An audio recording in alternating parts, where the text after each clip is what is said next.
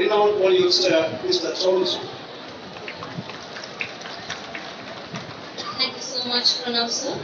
Ladies and gentlemen, sir doesn't require any introduction, but I would like to give a brief introduction of our honorable sir.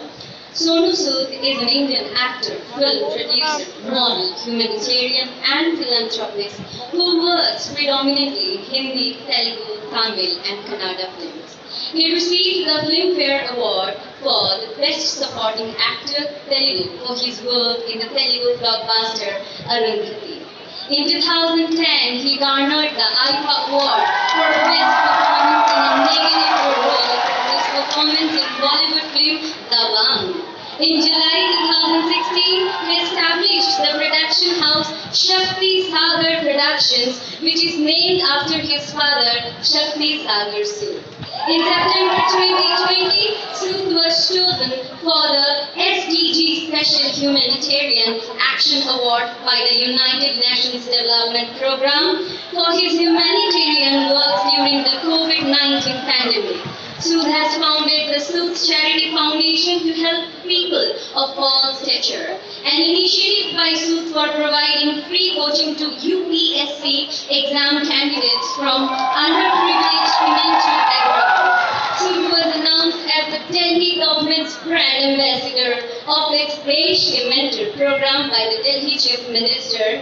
Sir doesn't require an introduction, but how can we not thank Sir for his immense and selfless and honest dedication and service and his unconditional love during the pandemic, that is the COVID-19 pandemic situation. May I request the Simba superstar with golden heart, most esteemed Sonu Sood to share a few and address the gathering.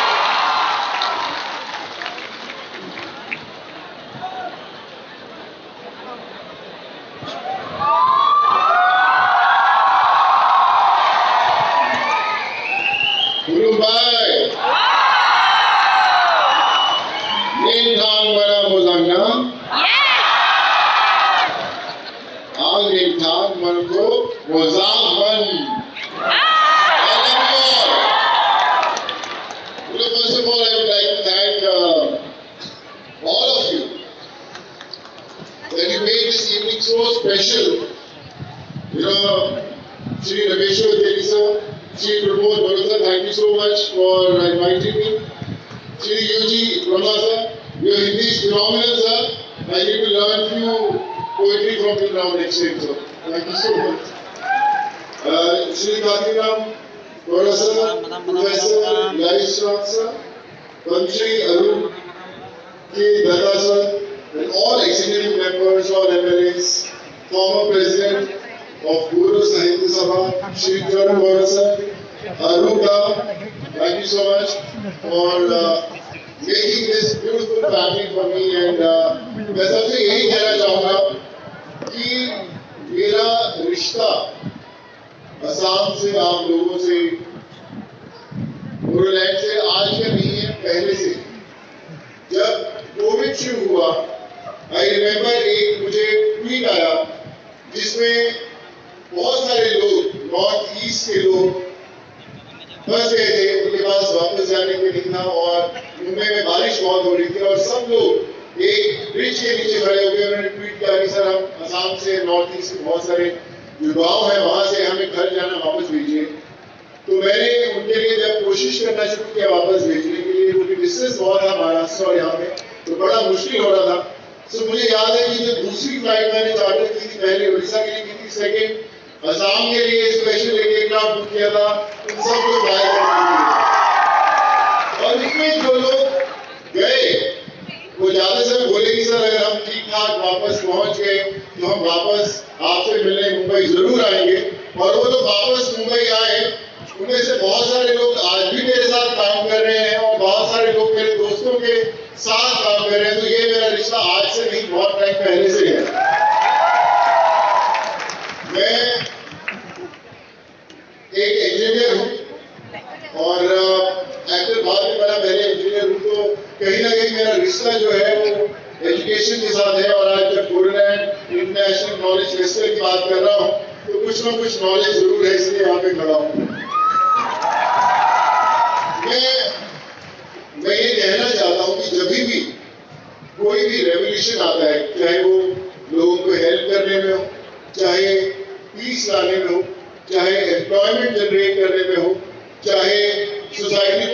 Achieve करने में हो, तब कोई एक इंसान आगे आगे खड़ा होता है, वो कहता है कि मैं बदलूंगा।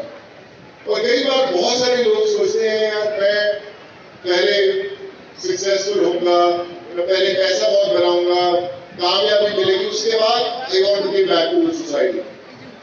सो मैं आपसे कहना चाहता हूं कि लोगों की मदद करने के लिए, चेंज लाने के लिए पैसा होना, फेमस होना, बहुत सक्सेसफुल होना जरूरी नहीं है। मैं जब लोगों को घर भेजा था, मैं करीबन 7.5 लाख माइग्रेंट लोगों के साथ जुड़ा था अपने घर भेजने के लिए। और वो 7.5 लाख लोग, बहुत सारे लोग मेरे टच में, आज भी मेरा फोन नंबर वही है, आज भी लोग जुड़ते हैं।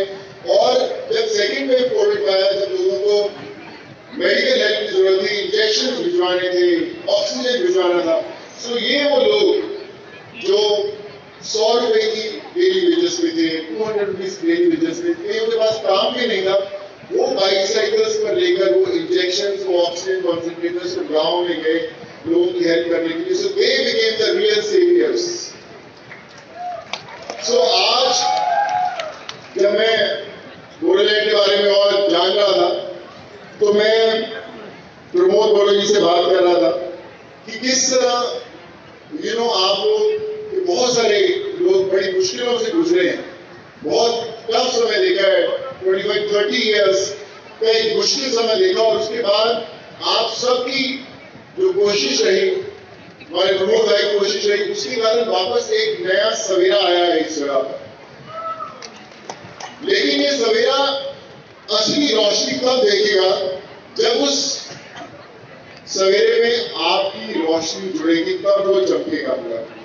ये जंग एक इंसान नहीं लड़ सकता, ये जंग सबको लड़नी है, आपकी आने वाली जनरेशंस को लड़नी है, ताकि क्यों हम लोग सिर्फ अपना घर नहीं, अपनी गाड़ी नहीं, अपना मकान नहीं, अपना कमरा नहीं, हम अपने स्टेट को अच्छा बनाएंगे, हम अपने देश को अच्छा बनाएंगे। जब हम लोग घर से बाहर निकल के मदद करने की कोशिश करते हैं, तब वो रेवोल्यूशन आता है। वो मैंने पर्सनली एक्सपीरियंस किया, जैसे मैंने बोला कि मैं पंजाब से बिलोंग करता हूँ, इंजीनियर में बना नागपुर से, एक्टर बनने मैं मुंबई में आया, और मैं हमेशा सोचता था मेरी जिंदगी का एक मकसद है कि मैं फेमस हो जाऊं, लोग नाम से जानने लग जाएं, मेरे पेरेंट्स प्राउडली महसूस करें कि उनका बेटा नाम कमाया है मुंबई में। और मैं 18-20 साल उसी सोच में जी रहा था। करीबन 100 फिल्में की अलग अलग भाषाओं में, तमिल, तेलुगु, कन्नड़ा, मराठी, चाइनीज, इंग्लिश, हर भाषा में उनकी नाम भी बहुत बड़ा, सब कुछ मिली, कामयाबी भी मिली। लेकिन जब कोविड आया और मैं एक आम इंसान से जुड़ा, जिसको मैं जानता नहीं, जिसको मैं शायद कभी मिला भी नहीं था, और शायद